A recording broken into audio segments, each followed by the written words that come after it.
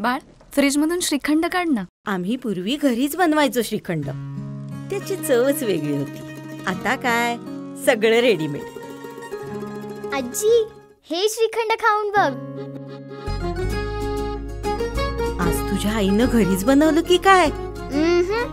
हे आहे गोकुळचं श्रीखंड. अगदी जिभेवर रेंगाळणार. जिभेवरच नाही तर मनावरही रेंगाळणार. गोकुळ श्रीखंड, मनावर रेंगाळणार. जिल्हाधिकारी सिंधुदुर्ग यांच्या संकल्पनेतून सेवा पंधरवडा अंतर्गत शाळा तिथे दाखले या अभियानांतर्गत 1ली ते 10वीच्या विद्यार्थ्यांना वय अधिवास दाखले शाळेमध्ये देण्याचं नियोजन केलं होतं. यात 99.51% पूर्तता करत 10,112 वय अधिवास दाखल्यांचं वाटप करत सावंतवाडी महसूल विभाग जिल्ह्यात अव्वल ठरला आहे. पाहूयात. जिल्हाधिकारी यांच्या मार्गदर्शनाखाली मांडलेल्या या संकल्पनेत आम्ही चांगली कामगिरी करू शकलो. अशक्यप्राय वाटणारी गोष्ट सर्वांच्या सहकार्याने पूर्ण झाली.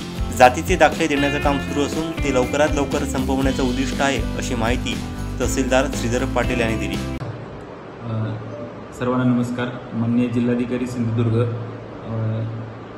मॅडम यांच्या मार्गदर्शनाखाली त्यांनी सेवा पंधरवडा अंतर्गत शाळा तिथं दाखले ही अभिनव संकल्पना मांडली आणि त्यांचं उद्दिष्ट होतं की 1ली ते 10वीच्या सर्व विद्यार्थ्यांना वय अधिवास आणि जातीचे दाखले मिळावे. त्याच्यामध्ये वय अधिवासमध्ये सावंतवाडी तालुक्यानं 10,112 इतके दाखले आतापर्यंत वितरित केलेले आहेत.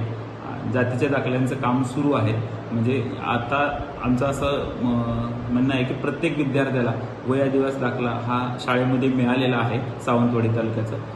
आणि इथून पुढं सुद्धा आमचं असं आग्रह राहणार आहे की जातीच्या दाखल्यांचं पण काम आम्ही लवकरात लवकर संपवणार आहोत. हा तर खूप मोठं अशक्य गोष्ट वाटत होती की जेवढे आमचे CSC सेंटर आहेत आणि प्रत्येक विद्यार्थ्यांचं जर काउंट बघितलं तर 10,000 दाखले साधारण 15 ते 20 दिवसामध्ये देण्यासाठी आम्हाला त्याच्या प्रत्येक CSC सेंटर, शाळेतले मुख्याध्यापक, शिक्षक, त्याचबरोबर केंद्रप्रमुखपासून आमचे महसूलचे अधिकारी कर्मचारी ज्यांना हे रात्रंदिवस आपल्याला अप्रूव्ह करावं लागले असे.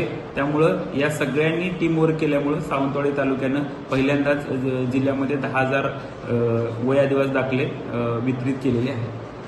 दरम्यान जात प्रमाणपत्रांचं 1,386 दाखले वाटप करण्यात आले आहेत. या कामात श्रीमती तारी, श्रीमती गावडे, श्री निपाणीकर, श्रीमती चव्हाण, श्रीमती पवार, स्वप्नील प्रभू, पंकज किनळेकर, महेश लटपटे, केतन कांबळे, दीपिका राठोड आणि कोमल काकडे यांचं विशेष सहकार्य लाभलं.